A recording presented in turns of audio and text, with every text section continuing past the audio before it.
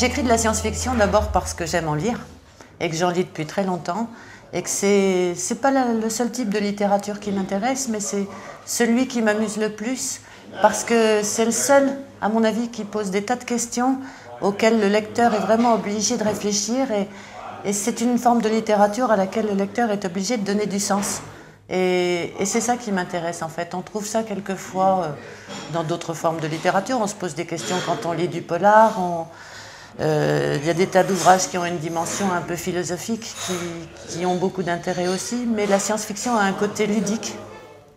Donc voilà, je suis une grande fan depuis très longtemps. Et tout naturellement, quand j'ai commencé à penser à écrire, ce que j'avais envie d'écrire, c'était ce qui m'avait plu depuis que j'étais toute petite. Donc évidemment de la science-fiction. J'écris régulièrement, mais très très peu, et puis depuis relativement longtemps. Et je me suis retrouvée comme ça au fil des années avec une certaine quantité de nouvelles qui avaient chacune eu une vie distincte. Quand on a eu envie de les rassembler, j'ai cherché un fil conducteur a posteriori. Donc j'ai cru en trouver un, et après coup, il semble que ce n'était pas vraiment celui-là que j'ai utilisé. C'est assez troublant pour moi. C'est-à-dire que le premier, moi j'ai eu la sensation de le construire autour du thème du regard qu'on a sur l'autre en particulier. Et puis, une fois que je l'avais rassemblé, finalement c'est un autre thème qui est devenu le fil conducteur, c'est plutôt le thème de la rencontre. Mais peut-être que la rencontre et le regard, c'est un peu la même chose finalement.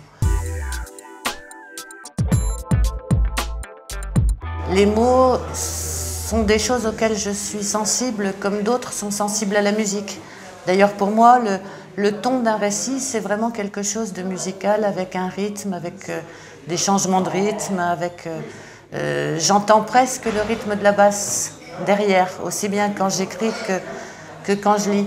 Donc, je les ai travaillés de ce point de vue, du point de vue du climat musical qu'elle portait. Je ne sais pas si c'est de la poésie, mais c'est la direction que j'ai essayé de donner. Les espaces insécables, bon, c'est toujours pareil, c'est un rassemblement de nouvelles, mais qui, lui, il s'est produit quelque chose d'un peu différent. Le fil conducteur de départ, pour moi, était la question du choix, et du choix impossible, et en particulier du choix impossible qu'on est toujours amené à faire entre réaliser un projet et garder la liberté et l'ouverture nécessaires à d'autres possibles.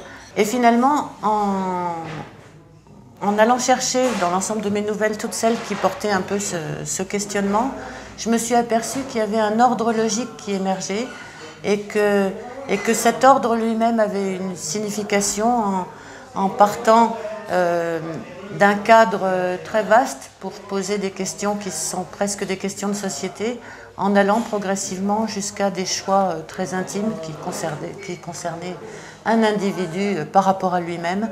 Et il y a une progression qui, en elle-même, je pense, essaie de raconter quelque chose. Alors, c'est du vocabulaire typographique. Puisque je joue avec des mots et que je fabrique des mots, autant aller jusqu'au bout de la logique et aller jusqu'à la mise en forme du livre. Donc, l'éperluette, c'est ce qu'on appelle habituellement le « et » commercial. C'est le symbole typographique qui rejoint de manière concise deux choses qu'on veut associer. Et ça aurait été beaucoup moins joli si on l'avait appelé le miroir au « et » commercial.